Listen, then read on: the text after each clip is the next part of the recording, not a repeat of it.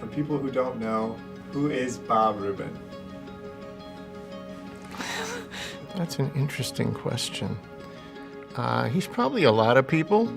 Bob Rubin is an incredible individual who served in many different roles in many different places. He's a lawyer by training, and he's been a banker, and he's been a Treasury secretary, and he's been a lot of things. All contributing to making our nation and the world a better place. Bob is very analytical, very careful, wants everyone's views, very prepared. Bob has been a great mentor. No panic. Big heart. Great sense of humor. He's a brilliant person. I mean, he doesn't have to prove that he's the smartest person in the room. And I have to confess that when I first met him, I was thoroughly intimidated. But he has a way of putting you at ease by just the way that he is and the way that he approaches things, and he's so relaxed. Bob is a person who thinks about experience. For example, Bob would leave his office in the Treasury Department, walk down the hall to go to the person that he thought knew about these issues, not based on hierarchy, not based on anything. And sometimes he would actually do that in his socks. Bob was a big believer in public service. He set the gold standard, and one of the things that I so admired about Bob, at the same time he was dealing with, the fiscal issues, working to balance the budget, he was working to help alleviate poverty. I think Bob cares about the issues of poverty because it's about who he is as a person. Part of it's philanthropic, part of it is being concerned, a social concern, but a large part of it too is about economics for him. He felt an economy that wasn't working for all wasn't an economy that was working for our nation.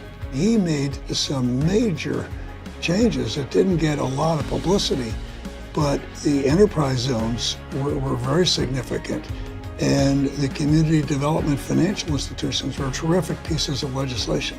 When the government shutdown occurred and we were standing firm in our position to make sure we were protecting things like Medicaid and Medicare, Bob was always there standing firm, and I think it's a reflection of his deep engagement in these issues. And you just see it throughout his time at LISC, which he has continued and been very dedicated to.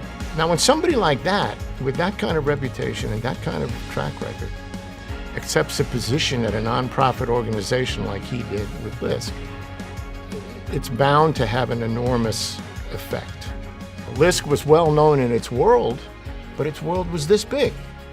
Now suddenly, literally, the world was our oyster. And suddenly people are saying, this is an organization that must be worth looking at. They must know what they're doing.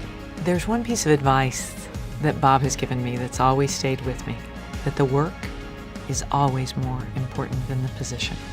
I can remember coming to him wanting to take one action or another, and he would step back and say, well, let's talk about it a bit. By the time he got done looking at all sides and asking me questions, sometimes I didn't know where I was going to come out. He doesn't say to people, do it this way, do it that way, this is right and that's wrong. They follow his lead because they believe in what he's doing. He was my hero in those days when I looked at what he was doing at Treasury, thinking about Bob and the difference he'd made in Washington. Was a big factor in my deciding to go there also. We all know, love, and learn so much from him and enjoy being around him. He leads by example. It's something that continues to this day.